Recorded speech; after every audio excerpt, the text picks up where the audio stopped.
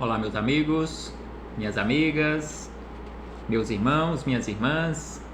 Aqui nos encontramos mais uma vez para mais um momento de estudo, mais um momento de reflexões acerca do Evangelho do Cristo à luz da doutrina espírita. E por isso, mais uma vez agradecemos a Deus, agradecemos a Jesus, agradecemos aos espíritos amigos. A Deus, nós agradecemos e precisamos constantemente agradecer pela vida. Agradecermos a este Pai infinitamente bondoso, amoroso, justo, misericordioso, que nos oferta oportunidades. Não podemos deixar de agradecer a Jesus, nosso Mestre e Senhor, guia e modelo para toda a humanidade, que veio à Terra há 2000 anos para nos mostrar o caminho, exemplificar o caminho, exemplificar na prática como trilharmos este caminho. Então Jesus veio à Terra por amor a todos nós, nos mostrar este caminho que nos conduz de volta ao Pai. Agradecermos também aos espíritos amigos pelo amparo, pela proteção, pela assistência que sempre tem nos dado ao longo da nossa trajetória. Estes abnegados mensageiros que nós os conhecemos e os denominamos como anjos de guarda. Muito obrigado a todos estes companheiros e a todos vocês, irmãos e irmãs de jornada. Muito obrigado. Muito obrigado pela presença, muito obrigado pela participação, muito obrigado pelos comentários, pelos compartilhamentos, que sem sombra de dúvida a participação de todos e de todas vocês é fundamental neste trabalho de semeadura da boa semente. Sejam todos bem-vindos. Sejam todas bem-vindas. E hoje, aqui nos encontramos para darmos continuidade aos nossos estudos singelos do Evangelho do Cristo à luz da doutrina espírita. E hoje trouxemos para as nossas reflexões, seguindo a sequência cronológica dos capítulos do livro Palavras de Vida Eterna, hoje estudaremos o capítulo de número 144. Capítulo 144 tem como título Exemplificar. Então aqui Emmanuel nos traz um belíssimo estudo com base em palavras de Jesus.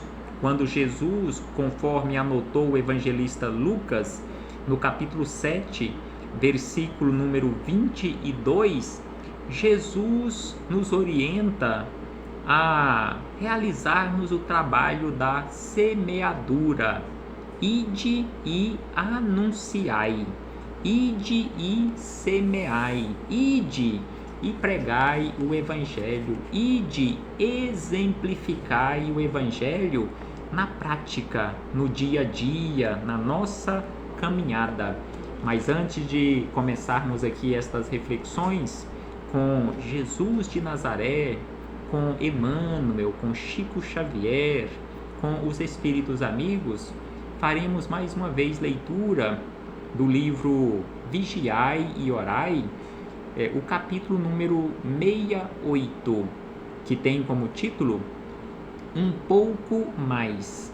Então aqui, irmão José, neste capítulo, irmão José em parceria com Carlos Bacelli, neste capítulo 68, um pouco mais, nos fala da seguinte maneira, que mesmo em solo ingrato, ou seja, mesmo em solo não preparado, em solo não receptivo à semeadura, não te canses de semear.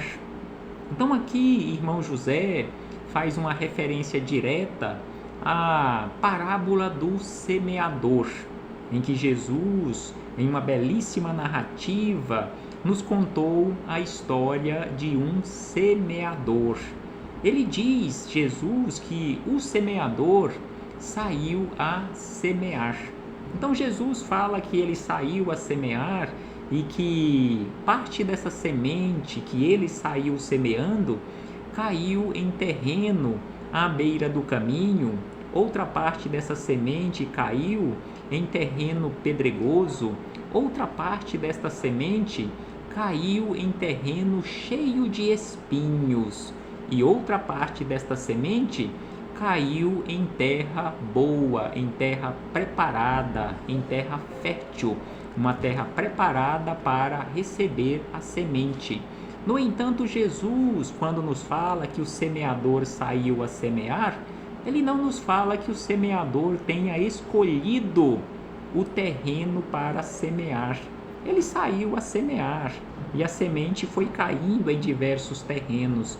Então é por isso que irmão José nos chama a atenção que não podemos de forma alguma, independentemente do tipo de solo que estejamos encontrando ao longo da nossa caminhada, não podemos deixar de semear. Não te canses de realizar o trabalho da semeadura. E aí ele acrescenta que a boa semente jamais se perde. Um dia as condições serão propícias à sua germinação. Então, aquela boa semente que semearmos ao longo da nossa trajetória, independentemente do terreno que tenha recebido esta boa semente, um dia esse terreno se tornará propício para a germinação da boa semente. Então aí, irmão José diz que o teu trabalho é o de semear. Então, o nosso trabalho é de realizarmos o trabalho da semeadura, e o trabalho da gleba, o trabalho do terreno, é o de produzir. Conforme Jesus disse que aquela boa terra que recebeu a semente produziu bastante. E ainda irmão José diz: cumpre com o teu dever e não alegues infertilidade do solo para cruzar os teus braços. Então aqui ele nos chama a atenção que é preciso que cumpramos com o nosso dever, não alegarmos jamais a infertilidade do solo, não alegarmos que a terra não está preparada, que é uma terra à beira do caminho, que é um terreno cheio de pedras, que é um terreno cheio de espinhos. Realizemos o trabalho da semeadura. E aí ele diz que, realizando este trabalho da semeadura, se pudermos, é preciso que façamos um pouco mais. Então, além de semear, se pudermos, realizemos um pouco mais. E aí ele fala deste pouco mais, o que podemos fazer neste pouco mais. Então, além de semear, nós podemos também realizar o trabalho de preparo do terreno, ou seja, adubar a terra com o suor do teu esforço redobrado. Então nós podemos preparar ou ajudar no preparo desta terra para receber a semente. E aí ele fala que neste esforço a mais, além da semeadura, nós podemos também auxiliar um pouco mais quantos estejam demorando a corresponder às tuas expectativas. Às vezes, acrescenta irmão José, que às vezes o que lhes falta é um pouco mais de carinho, atenção, amizade.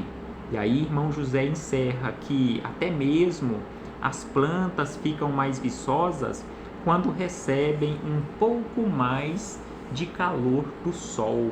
Sabemos que o calor excessivo, dependendo ali da condição que se encontra aquela planta, irá prejudicá-la.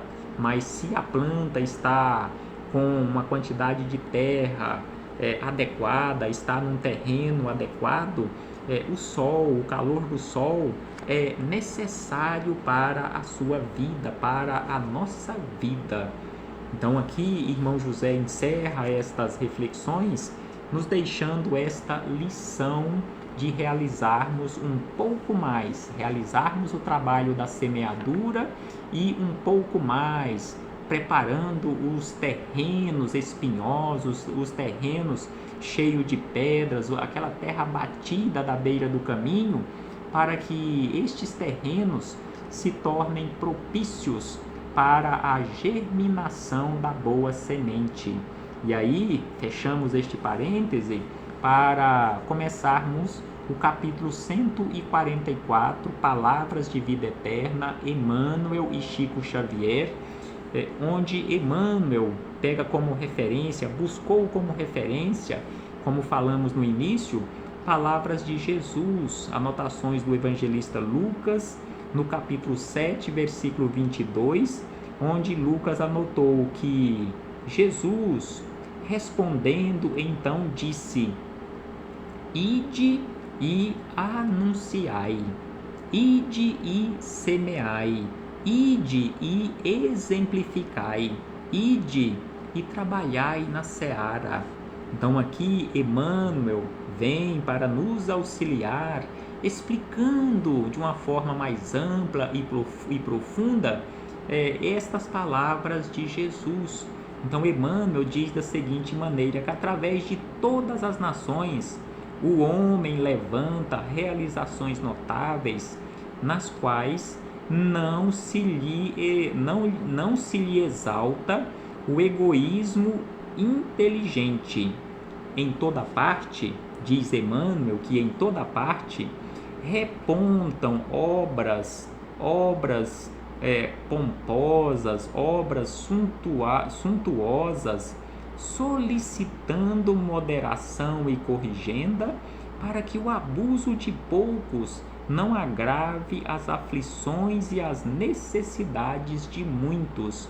Então aqui Emmanuel nos chama a atenção nesta exemplificação que precisamos dar, que em muitos lugares encontramos obras em que são gastos ali fortunas, simplesmente para ter ali uma obra suntuosa, neste caso, abuso de poucos, e que vai agravar a situação de muitos, a situação financeira, enquanto poucos gastam excessivamente, está faltando o mínimo necessário para a sobrevivência para muitos. Então é isto que Emmanuel nos chama a atenção.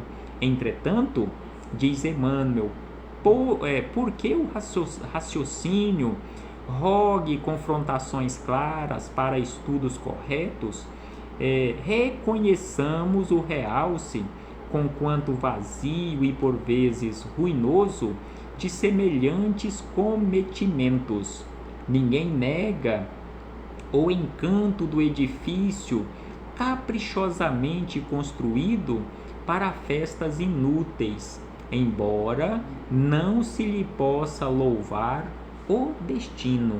Então aqui Emmanuel nos fala mais uma vez em relação a obras suntuosas, edifícios que são verdadeiros encantos, caprichosamente construídos e que são usados para festas inúteis. No entanto, mesmo que são obras suntuosas, mas o seu destino não causa nenhum louvor. Não temos que louvar o destino ou a utilidade daquela obra suntuosa, se ela não tem uma utilidade de uma forma mais ampla e geral para as pessoas que estão precisando. Então ele diz ainda na sequência que é indiscutível a preciosidade do iate de luxo. É indiscutível a preciosidade do iate de luxo, não obstante seja tão somente dedicado ao excesso. Então aqui Emmanuel nos traz mais este exemplo de um iate de luxo que é indiscutível a sua preciosidade. No entanto, ele se dedica, ou a sua finalidade é simplesmente para o excesso, as extravagâncias, nesse sentido financeiro, recursos materiais. Inegável, diz Emmanuel, inegável a feição deleitosa de um jardim suspenso, mesmo quando não passe de apêndice arquitetônico. Um jardim suspenso, sem sombra de dúvida, é uma obra arquitetônica belíssima quando a encontramos, mas e o dinheiro, o recurso amoedado que foi investido, que foi gasto ali naquela obra, naquele jardim suspenso, será que não daria para socorrer as necessidades básicas de sobrevivência, às vezes de milhares de pessoas? Então é isto que Emmanuel também nos chama a atenção e acrescenta que o belo espetáculo da fonte luminosa, por distração na praça pública, apesar de manter muito longe do proveito de um simples chafariz. Então ele diz que é belo o espetáculo da fonte luminosa em uma praça pública. No entanto, aquela fonte luminosa não tem o proveito, não tem proveito, assim como um simples chafariz que as pessoas usam para matar a sua sede. E aí ele diz, depois de fazer estas referências, Emmanuel acrescenta que analisando estas empresas, analisando estes empreendimentos, analisando estas obras arquitetônicas suntuosas, faraônicas, na lógica do Espiritismo, somos, contudo, impelidos a reconhecer que os amigos afeiçoados ao supérfluo estarão agindo desta forma por falta de esclarecimento e orientação.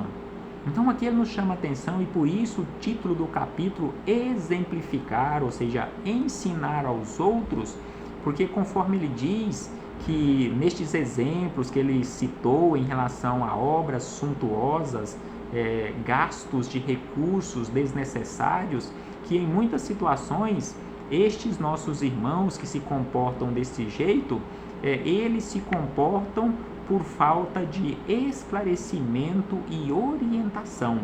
É por isso que Jesus nos pediu há 2000 anos: ide e anunciai, ide e pregai, ide e esclarecei a todos.